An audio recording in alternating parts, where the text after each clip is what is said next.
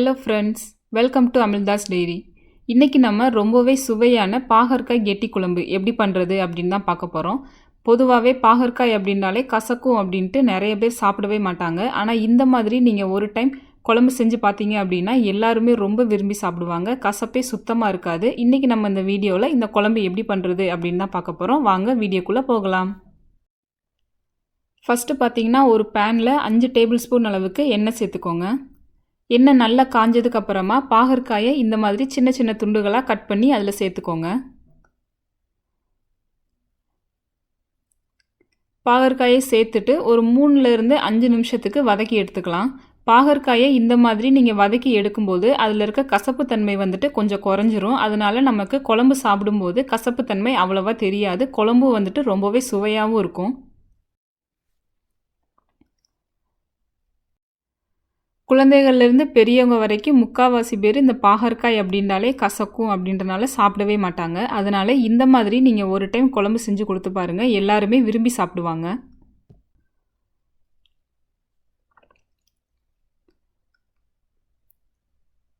இப்போ பார்த்தீங்கன்னா பாகற்காய் நல்லாவே வெந்துருச்சு. இப்போ நம்ம இதை தனியாக ஒரு பிளேட்டில் எடுத்து வச்சுக்கலாம்.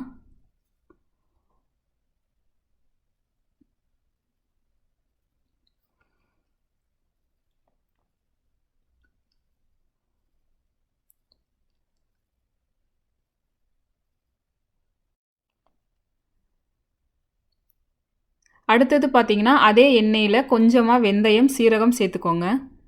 ரெண்டும் நல்லா வெடிச்சதுக்கு அப்புறமா கொஞ்சமாக கருவேப்பிலை சேர்த்துக்கோங்க. அடுத்ததாக 8லேருந்து 10 பல் பூண்டை சின்ன சின்னதாக கட் பண்ணி சேர்த்துக்கோங்க. பூண்டு நல்லா வதங்கினதுக்கு அப்புறமா ஒரு பெரிய வெங்காயத்தை சின்ன சின்னதாக கட் பண்ணி சேர்த்துக்கோங்க. பெரிய வெங்காயத்துக்கு பதிலாக சின்ன வெங்காயம் சேர்த்து சமைச்சிங்க அப்படின்னா இன்னுமே ரொம்ப டேஸ்ட்டாக இருக்கும்.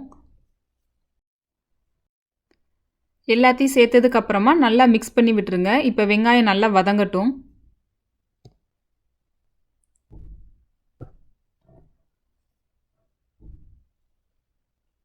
இப்போ பார்த்தீங்கன்னா வெங்காயம் நல்லாவே வதங்கிருச்சு. இப்போ இதில் 1 டீஸ்பூன் மஞ்சள் தூள், 1 டீஸ்பூன் தனி மிளகாய் தூள், 1.5 டேபிள் ஸ்பூன் குழம்பு மிளகாய் தூள் சேர்த்துருக்கேன். காரம் வந்துட்டு நீங்கள் உங்களுக்கு தேவையான அளவுக்கு சேர்த்துக்கோங்க. சேர்த்ததுக்கு அப்புறமா நல்லா மிக்ஸ் பண்ணி விட்டுருங்க. நல்லா மிக்ஸ் பண்ணி விட்டதுக்கு அப்புறமா ஒரு 2 நிமிஷத்துக்கு அப்படியே விட்டுருங்க. ஏன்னா மசாலாவோட பச்சை வாசனையெல்லாம் நல்லா போகணும். அப்போ தான் நமக்கு குழம்பு நல்லாயிருக்கும்.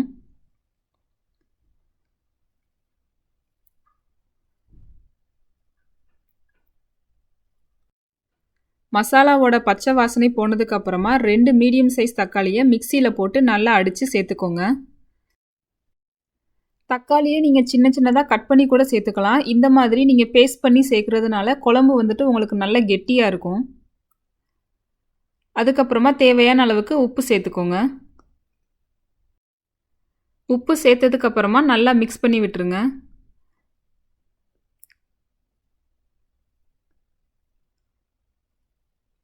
மிக்ஸ் பண்ணி விட்டுட்டு ஒரு 2லேருந்து 3 நிமிஷத்துக்கு நல்லா கொதிக்க விட்டுருங்க.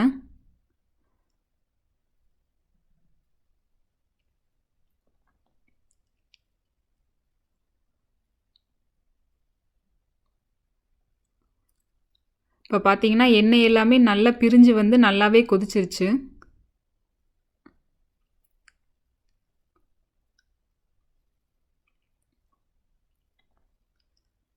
குழம்பு வந்து பார்த்தீங்கன்னா நமக்கு ஆல்மோஸ்ட் தயாராகிடுச்சு. இப்போ நம்ம இதில் பாவக்காய் சேர்த்துக்கலாம்.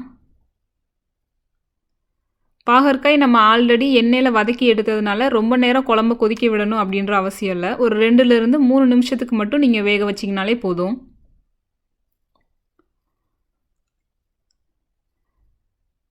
பாகற்காயை சேர்த்துட்டு நல்லா கிளறி விட்டுருங்க. கிளறி விட்டதுக்கு அப்புறமா உங்களுக்கு எந்த அளவுக்கு தண்ணி தேவையோ அந்த அளவுக்கு தண்ணி சேர்த்துக்கோங்க. நான் குழம்பு வந்துட்டு நல்லா கெட்டியாக வேணும் அப்படின்றனால கொஞ்சமாக தண்ணி சேர்த்துருக்கேன்.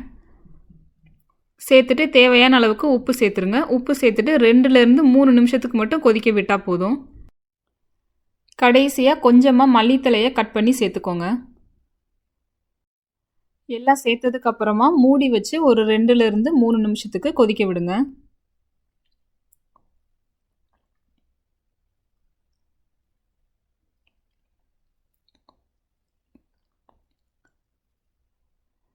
இப்போ பாருங்கள், நம்மளோட சூப்பரான பாகற்காய் கெட்டி குழம்பு தயாராகிடுச்சு. எண்ணெய் எல்லாமே நல்லா பிரிஞ்சு வந்து பார்க்குறதுக்கே ரொம்பவே சூப்பராக இருக்குது.